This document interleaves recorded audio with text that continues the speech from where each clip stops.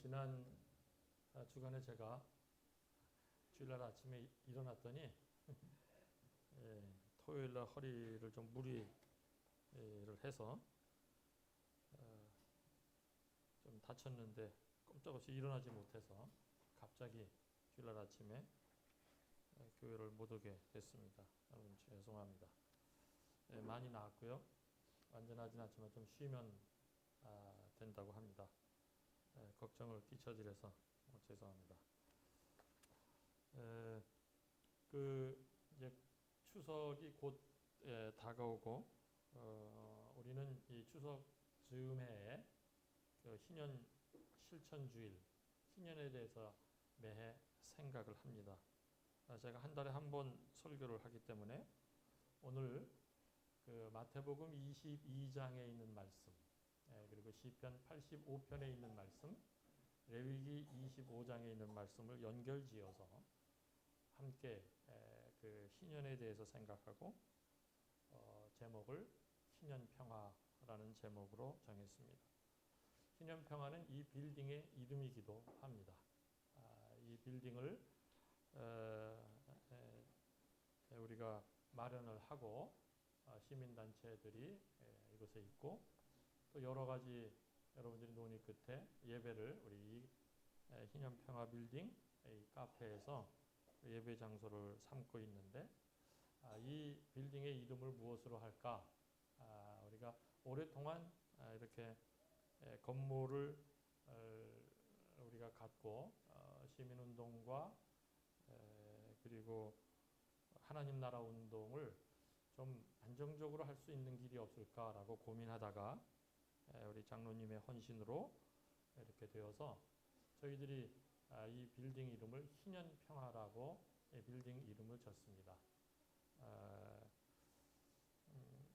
이 희년평화의 그 이름은 우리가 심사숙고하게 여러 활동가들이 고민하고 고민해서 지어낸 이름이기도 합니다. 오늘 이 마태복음 22장 35절에서부터 40절에 있는 말씀은 아주 간결한 이해하기 쉬운 말씀입니다.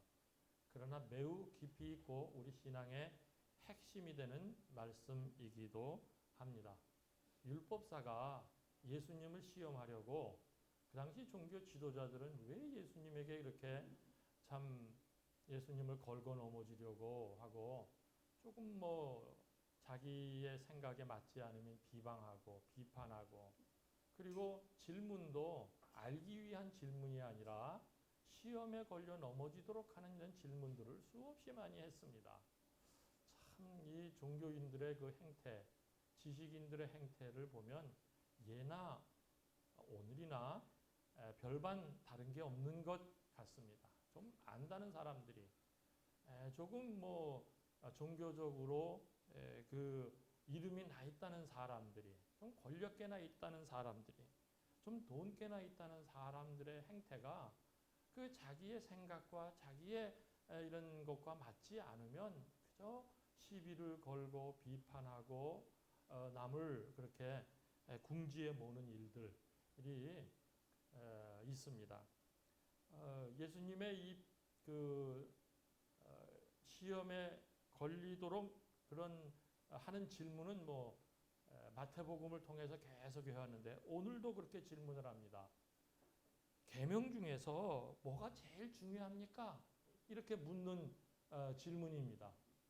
율법사, 성경을 잘 안다는 사람이 그렇게 이제 질문을 하는 것입니다. 뭐가 제일 중요하겠습니까? 이 답은 뻔한 겁니다. 이 답을 몰라서 질문하겠습니까? 예수님의 답도 뻔한 것이고 이 사람도 답은 다 압니다. 그게 뭐겠습니까? 율법서 중에 율법서, 율법의 내용 중에 내용, 신명기서에 나와 있는 그런 말씀이죠. 신명기 6장 5절에 있습니다. 내 마음을 다하고 목숨을 다하고 내 뜻을 다하여 하나님을 사랑하라. 이게 정답입니다. 하나님을 사랑하는 것, 신명기 6장 5절 율법서의 핵심적인 말씀입니다.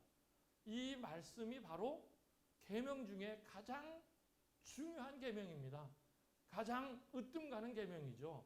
가장 대표적 계명입니다. 여기에 반론을 제기할 사람 아무도 없습니다. 그런데 여기에 함정이 있습니다.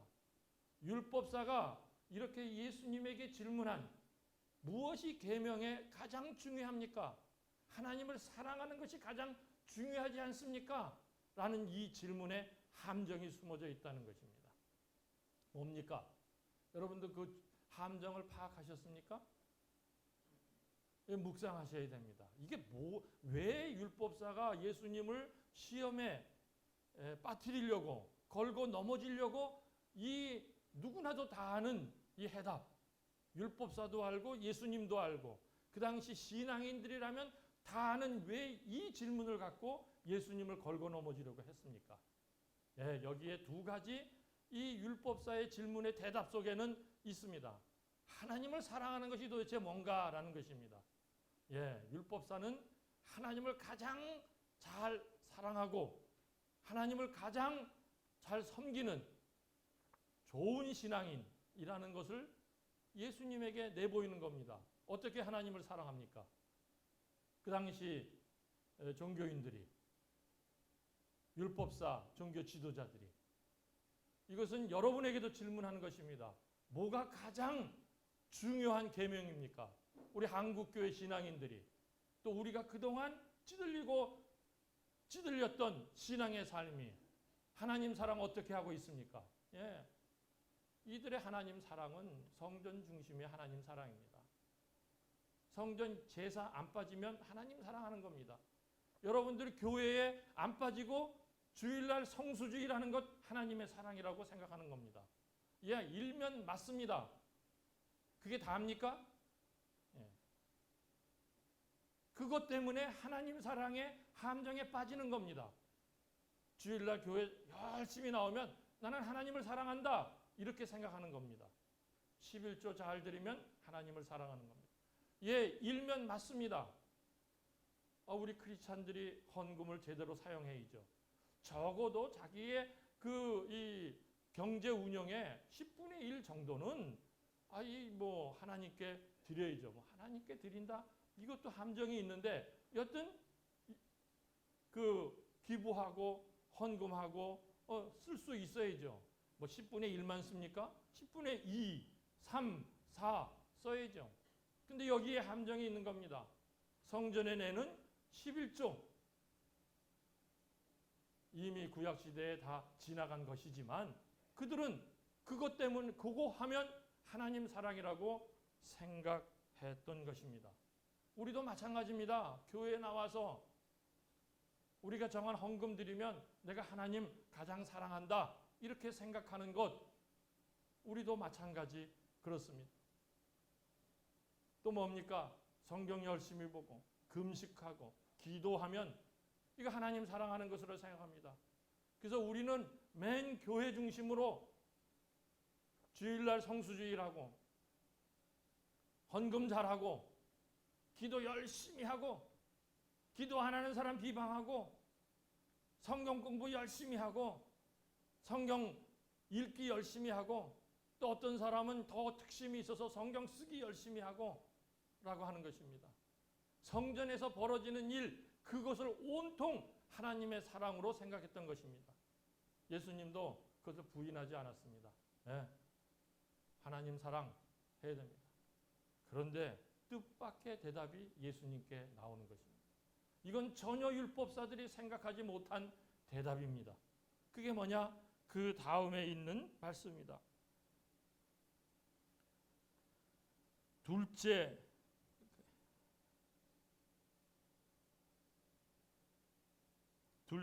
39절입니다. 둘째 계명도 이것과 같은데 내 이웃을 내 몸과 같이 사랑하여라 한 것이다.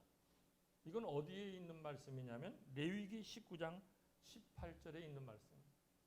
여러분 그 율법서는 창세기, 출애굽기, 레위기, 민수기, 신명기 이 5권을 율법서라고 합니다. 가장 신앙의 핵심이 되는 책입니다. 그런데 율법서 어디를 뒤져봐도 하나님을 사랑하고 이웃을 내 몸과 같이 사랑하라고 함께 묶여져 있는 내용이 없습니다. 율법서에. 여러분은 굉장히 익숙하게 이 말씀을 읽고 있지만 이 말씀을 결부시키신 분이 바로 예수님입니다. 신명기서 읽어보면 하나님을 마음과 뜻과 목숨을 다해서 사랑하라 이렇게 놨습니다. 레위기서에 읽어보면 내 이웃을 사랑하라는 말이 나옵니다. 사실 신명기서는 율법의 재해석입니다. 레위기서는 어떻게 율법을 삶으로 생활해서 실천할까에 대한 내용입니다. 예수님은 율법사의 질문의 내용을, 질문의 해답을 잘 대답하십니다. 그래, 하나님을 사랑하는 것이다. 그것이 가장 율법에 중요한 것이다. 그런데 하나님 사랑하는 방법은 내 이웃을 내 몸과 같이 사랑하는 것이다. 제가 아까 전자에 말씀드린 대로 율법사가 그동안, 종교 지도자들이 그동안 외쳤던 성전 안에서만 이루어지는 것이 하나님의 사랑의 본뜻이 아니다. 하나님 사랑의 본뜻은 이웃을 내 몸과 같이 사랑하는 것이다. 보이지 않는 하나님께 성전 안에서 너희들이 그렇게 주장하고 강조하고 유대 민족을, 유대 백성들을, 특별히 유대 안에 유대 사람들의 가난한 사람들을 옥죄이듯이 하는 것, 이게 하나님 사랑이 아니다. 하나님 사랑은 오히려 성전 밖을 뛰쳐나가서 가난하고 힘없고 약하고 병든 사람을 위해서 내 몸과 같이 사랑하는 것, 이것이 하나님 사랑이다 라고 말씀해 주는 것입니다. 여기 보면 그렇게 예수님께서 멋지게 대답을 하십니다. 이 두 계명에 온 율법과 예언서에 본뜻이 달려있다. 두 가지 것을 하나로 엮을 때 이것이 바로 하나님의 뜻이고 율법과 예언서, 성경의 뜻이다. 이렇게 말씀을 하는 것입니다. 하나님 사랑은 교회 안에서 벌어지는 것으로 하나님 사랑을 증명할 수 없습니다. 어떤 면에서 더 중요한 것은 하나님 사랑의 증명은 교회 밖을 나가서 이웃을 내 몸과 같이 사랑할 때 하나님 사랑의 본뜻이 드러나고 하나님 사랑이 증명된다는 것입니다. 이게 바로 예수님 대답입니다. 율법사들 깜짝 놀랐습니다. 왜? 율법서에 있는 말씀을 들고 예수님께서 말씀하셨기 때문입니다. 율법서, 신명기에 나와 있는 하나님의 사랑과 레위기서에 나와 있는 내 이웃을 사랑하는 이 말씀을 하나로 묶어서 너희들이 가식적으로 너희들이 보이지 않는 하나님이라고 해서 성전 안에서 그런 식으로 하나님 사랑을 얘기하는 것은 진정한 하나님의 뜻이 아니다. 진정한 하나님을 사랑하는 것이 아니다라고 말씀하고 있는 것입니다. 한국 교회가 대부분 여기에 속습니다. 어떻게든지 교회에 모여들게 합니다. 교회 안에서 충성하게 합니다.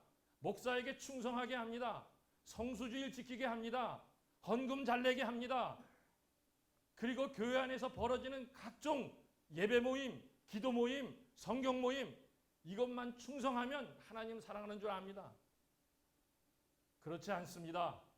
하나님 사랑은 여러분이 세상에 나아가서 가난하고 헐벗고 힘없고 약하고 장애 걸리고 있는 사람들을 얼마큼 사랑하는가에 따라서 하나님 사랑이 증명되는 것입니다. 여러분들 이 사실을 알고 신앙생활을 해야 합니다. 거기에 갇히면 생각도 마비되고 분별력도 마비되고 교회 안에서 벌어지는 이상한 일들도 그냥 무조건 맹종하고 찬성하고 그렇습니다. 여러분 오늘도 기도도 하셨지만 명성교회 가보세요. 수만 명, 10만 명이 모인다는 교인들이 거기에 세습을 반대하면 눈에 불을 켜고 덤벼듭니다. 우리 교회 문제를 어디다 대고 시위하냐고, 우리 목사님을 왜 비방하냐고 막 눈에 불을 켜고 덤벼듭니다. 거기에는 지식인도 많습니다. 국회의원도 있습니다. 거기에 뭐 장성들도 있습니다. 그런 사람들이 낯들고 덤빕니다. 낯을 들고. 전직 국회의원이라는 사람이 거기 시위한다고 해서 낯을 들고 그냥 눈에 불을 켜고 덤빕니다. 왜 그렇게 됩니까? 교회 안에 갇혀서 그게 하나님의 사랑인 것처럼 가르치고 거기에 그걸 배워서 자기 생각도 이성도 분별력도 마비돼 가지고 사회가 그렇게 세습에 대해서 지탄하는데 그렇게 비판의 목소리를 내는데도 듣지 않습니다. 그들이 가장 하나님을 사랑합니다. 세습이 십자가를 진다고 얘기합니다. 그들이 하나님의 뜻을 가장 존중한다고 얘기합니다. 이런 해괴망측한 신앙의 행태가 지금 한국교회 비일비재합니다. 아마 우리들도 그렇게 신앙생활을 했을지도 모릅니다. 제가 지난번 목회 현장에 보면 얼마나 교회 중심인지 모릅니다. 주변에는 가난한 사람들이 그냥 널려 있습니다. 장애인들도 널려 있었습니다. 청소년들이 그냥 헤맵니다. 그래도 그런 데가 안중에 없습니다. 교회만 살짝 와서 주일날 예배드리고 수요일날 예배드리고 문 꽉꽉 닫아 잠그고 성수주일하고 주일날 뭐 안 사 먹고 그냥 교회에 충성하면 신앙생활 잘하는 것으로 세뇌되어 있습니다. 교회에 신발 신고 들어오냐 마냐, 교회에 불을 켜야 되느냐 마냐, 뭐 이런 거 가지고 논쟁합니다. 강대상에 신발 신고 올라와야 되느냐 마느냐, 이런 해괴망측한 걸 가지고 논쟁하는 게 한국교회입니다. 그건 지금도 마찬가지입니다. 예수님은 거기에 정면으로 얘기하십니다. 하나님 사랑은 이웃을 너의 몸과 같이 사랑하는 것, 이게 하나님 사랑이다라고 말씀하고 있습니다. 여기에 귀를 기울이고 여러분들이 실질적으로 해야 됩니다. 예수 믿고 신앙생활 하면서 이 말씀대로 행하는 거 그렇게 어렵지 않습니다. 저는 이 교회를 목회를 그렇게 많이 하면서 신앙 좋다는 사람들이 장애인 단체나 고아원이나 또는 시민단체나 그런 데 회원이 돼서 열심으로 자기 돈을 내고 그런 사람 많이 못 봤습니다. 그냥 교회에 나와서 금가락지 빼고 목걸이 빼고 헌금을 하면서도 그런 시민단체나 그런 어려운 단체나 힘든 단체들에게 자기의 돈을 내주는 사람 그렇게 많이 못 봤습니다. 왜 우리 교회가 처음 시작할 때 교인들이 모여서 그 7, 8개 단체들을 우리의 헌금을 쓰자고 머리를 모았냐면 우리의 헌금이 그렇게 이웃에 가난하고 힘들고 어렵고 정의를 외치고 사회를 밝게 하는 그런 일에 쓰자라고 해서 처음에 교회를 시작할 때 우리가 머리를 모아서 책을 읽고 고민하고 여러분들이 토론해서 여러분들이 만들어낸 단체들이 바로 우리 이 주보에 나오는 그 돕는 단체들입니다. 말은 그럴듯합니다. 하나님 사랑한다는 말은 그럴듯합니다. 그러나 자기 주머니를 털어서 그렇게 실질적으로 하는 사람이 그렇게 많지 않습니다. 교회는 그저 벌벌 무서워 떨면서 복 받으려고 벌 받지 않으려고 헌금은 내고 그냥 부들부들 떨면서 10의 1을 띄면서도 그렇게 하지 않는 이 행색을 하나님 사랑이라고 예수님은 말씀하지 않습니다. 하나님 사랑은 이웃의 약자들에게 손길을 펴고 주머니를 열고 몸으로 헌신하고 그럴 때 하나님 사랑이라는 것입니다. 시편 85편의 내용은 바벨론에서 포로되었다가 해방된 이후에 기록된 주옥 같은 성경이 시편 85편의 내용입니다. 이 시편 85편에서 이 10절은 여러분들이 외워도 좋고 이 10절을 기억하셔야 됩니다. 사랑과 진실이 만나고 정의는 평화와 서로 입을 맞춘다 라는 것입니다. 저는 어릴 때 성경 공부를 하다가 저의 그 영적인 스승님 그분이 성경 공부를 가르쳐 주면서 이렇게 가르쳐 주셨어요. 제가 잊지도 않는데 이 85편 10절은 성경을 딱 들고 맨 가운데를 딱 피면 시편 85편이 나온답니다. 시편 85편 10절이라는 거예요.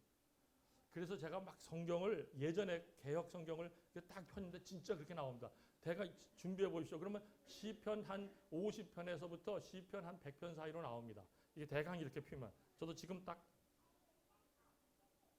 이 잠언이 나오네. 하여튼 그렇게 나옵니다. 되게. 그런데 이거 왜 그렇게 가르쳐 주셨냐면은 성경이 여기 만나고 입을 맞춘다는 게 있지 않습니까? 그래서 사랑과 진실이 만나고 정의와 평화가 입을 맞춘다. 이게 하나님이 가장 바라시는 일이다.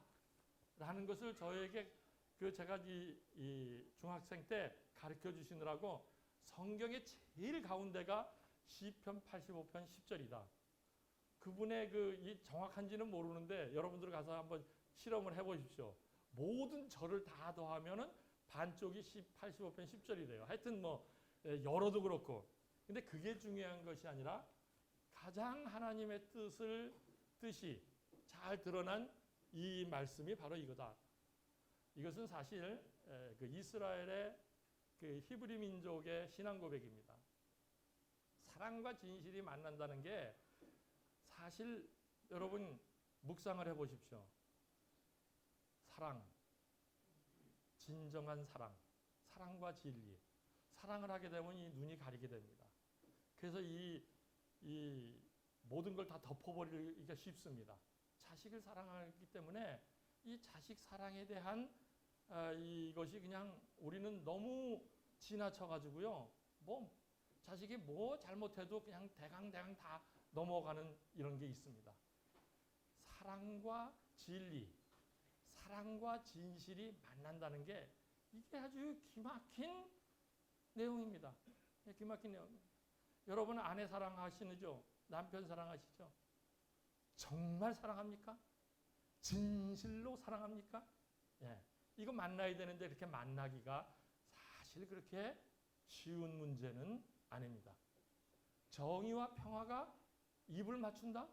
정의가 세면요. 이 요즘에 적폐청산 하는데 굉장히 힘들잖아요. 왜? 거기에 반대급부가 너무 많아요. 그래서 막 해괴한 그 원로 목사들이 설교하면서 너무너무 이 한국 사회가 문정부가 들어서더니 정의 외치고 적폐청산 외치느라고 통합이 되지 못한다. 화합이 되지 못한다. 막 이렇게 얘기를 합니다. 일면 맞는 얘기도 있지만 정의가 있어야 평화도 있습니다. 정의는 평화와 입을 맞춰야 되는 것입니다. 이 사이에는 약간의 사이가 있습니다. 간격이 있습니다. 정의와 평화 사이에는 간격이 있습니다. 그러나 하나님은 종국적으로 사랑과 진실이 만나고 정의와 평화가 만나는 게 하나님의 뜻입니다.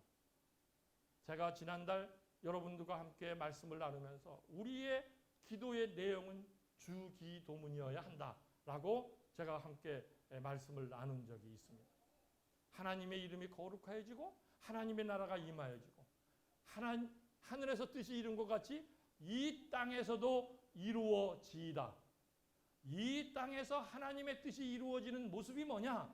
사랑과 진실이 만나고 정의와 평화가 입을 맞추는 현장인 것입니다. 이 바벨론에서 자유케 된 이스라엘 백성들이 가만히 생각해 보니까 자신들이 바벨론에 왜 포로가 됐느냐? 너무 하나님께 그 하나님의 율법대로 말씀대로 살지 못하고 그냥 이 주변의 강대국처럼 살려고 했다가 종국에는 그 강대국에 의해서 멸망을 당하게 된 겁니다. 그런데 하나님의 사랑 때문에 지금 바벨론에서 포로에서 석방이 되고 자유를 찾은 것입니다. 이야, 하나님의 정의는 살아있구나. 그래도 하나님은 사랑하셔서 우리를 다시 불쌍히 여겨주시는구나. 우리가 회개하고 우리가 잘못했다고 하니까 우리를 다시 자유케 하시는구나. 하나님의 정의가 있어야 평화도 있겠구나. 하나님 사랑의 속성에는 이 진실, 이 무서운 책망, 이 무서운 징계도 함께 있구나라는 것을 알고 이 바벨론 포로에서 떠나온 백성들이 부른 노래가 이것입니다. 다음 성경을 보겠습니다. 레위기서입니다. 하나님 사랑과 이웃 사랑. 이웃 사랑이 하나님의 사랑이라는 것. 사랑과 진실이 만나고 정의가 평화가 만나는 실천적 법이 무엇이냐? 이게 희년입니다. 희년은 하나님 사랑의 기초로 세워진 법입니다.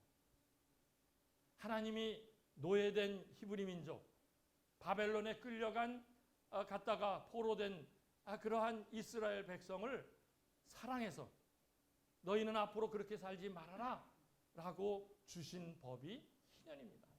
이 희년 밑바닥에는 하나님의 끊임없는 사랑, 끝까지 우리를 사랑하는 이 하나님의 사랑이 담겨져 있습니다.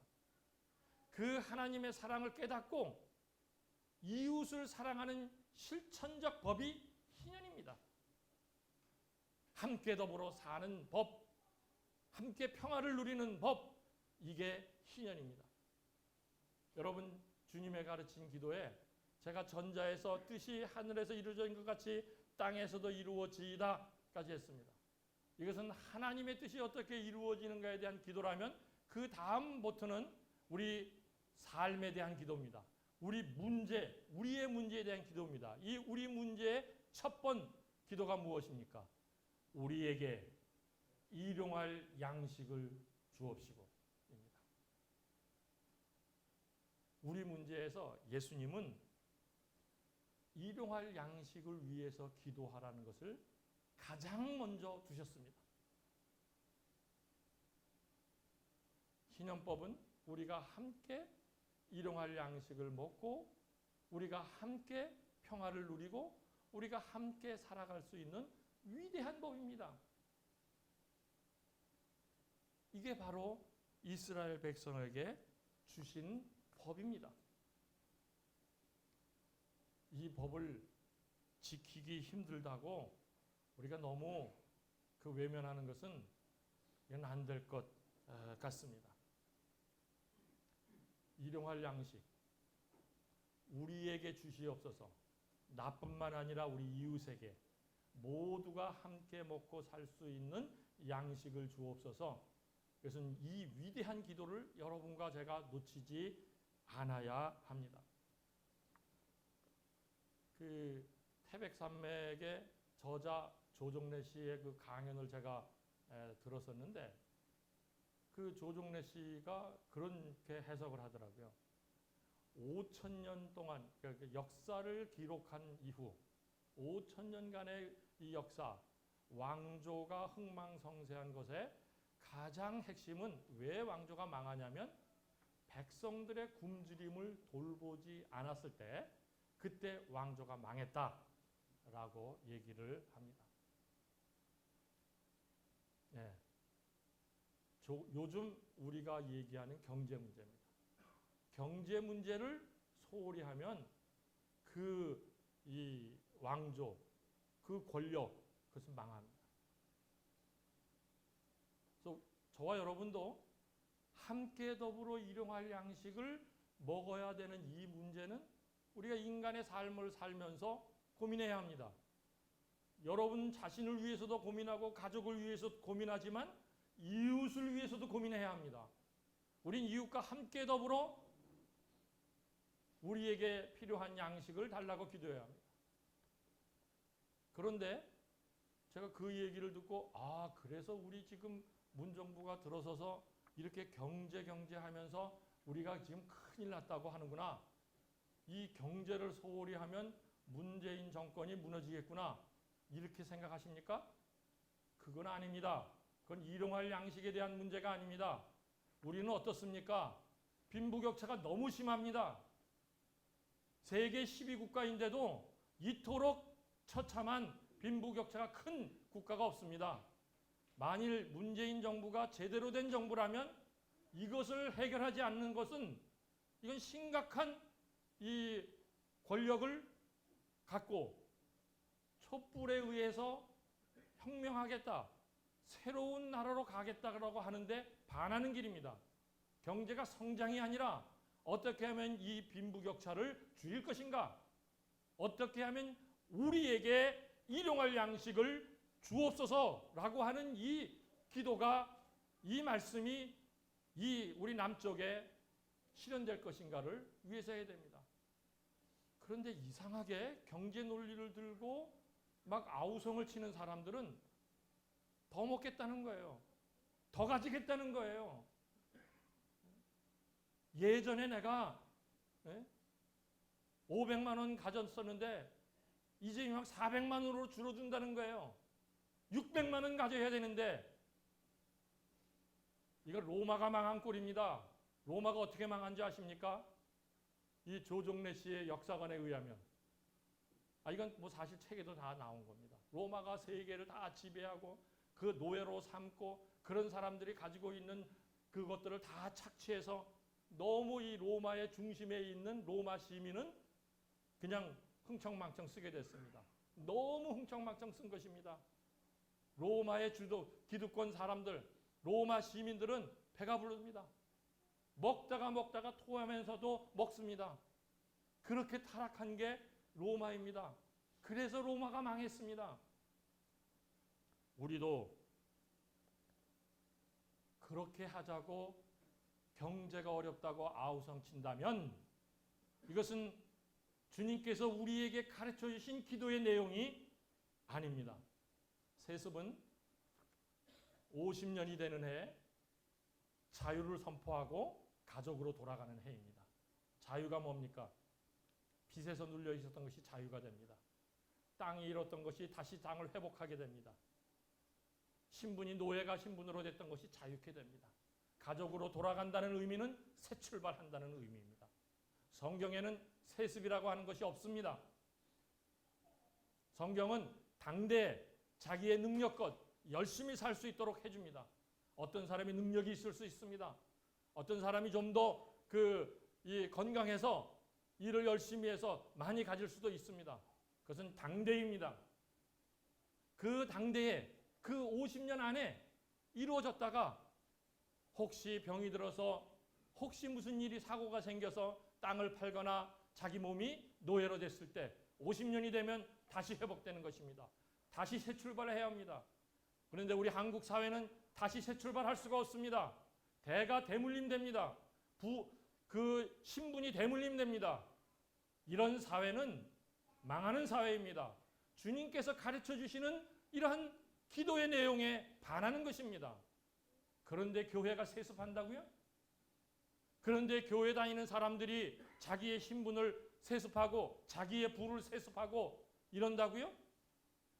이런 해괴망측한 일들은 없어져야 합니다. 이 희년법은 모든 사람이 함께 평화를 누리고 하나님의 사랑을 받고 거기에 정의가 있고 거기에 진실이 있는 이러한 법이 바로 희년법입니다. 구체적으로 여러분들 얼마든지 실천할 수 있습니다. 집 가지신 여러분들이 집세 안 올리는 것도 하나의 실천 방법입니다. 세금을 정직하게 내는 것도 여러분들이 실천 방법입니다. 이 자본주의 사회에서 여러분들이 땅을 갖거나 여러분들이 부동산을 갖거나 할 때 세금 철저히 내시는 이런 것을 하셔야 합니다. 그리고 더 한 발 나아가서 이 경제 구조를 바꿀 수 있도록 해야 합니다. 하나님 사랑은 이웃 사랑입니다. 이웃 사랑에는 사랑과 진실이 만나고 정의와 평화가 입맞추도록 해야 하는 것이 이웃 사랑의 근본 기존 하나님의 뜻입니다. 이 하나님의 사랑으로 신년을 실천해 나가는 여러분들이 되어야겠습니다. 말씀을 마치면서 저는 이제 여러분들과 함께 신앙생활을 하고 또 말씀을 나누고 하는 기간이 이제 얼마 남지 않았습니다. 그러나 여러분들에게 제가 부탁을 드립니다. 저는 남은 삶 동안 제가 가장 우리 사회에서 적대시하는 도저히 용납할 수 없는 북쪽에 대해서 여러분들이 관심을 가져주시기 바랍니다. 저는 하나님을 사랑한다는 사람이 우리의 동포 그리고 거대한 미국에 의해서 70년간 제재를 받는 그 정말 힘들고 어려운 사람들을 사랑하지 않는다면 이것은 가짜 하나님 사랑입니다. 어떤 원로 목사가 그런 얘기를 했습니다. 일본보다 무서운 적이 북한이다라는 얘기를 했습니다. 어디 그따위 소리를 할 수 있습니까? 어디 우리의 적이 북한입니까? 북한은 우리의 동포입니다. 우리의 민족입니다. 가장 가까이 있는 우리의 이웃입니다.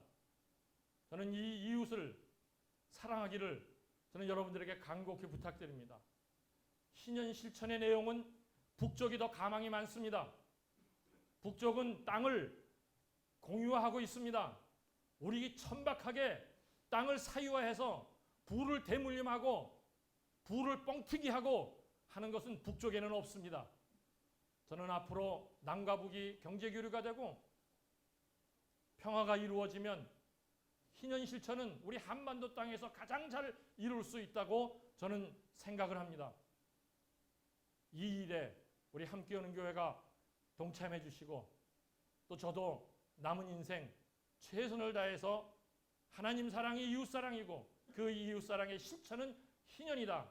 한반도 땅에서 희년을 이루어내겠다는 이 열심을 갖고 남은 인생 헌신하려고 합니다. 우리 모두가 진정으로 하나님을 사랑하는 아름다운 교회 공동체 여러분들이 되시기를 주님의 이름으로 소원합니다.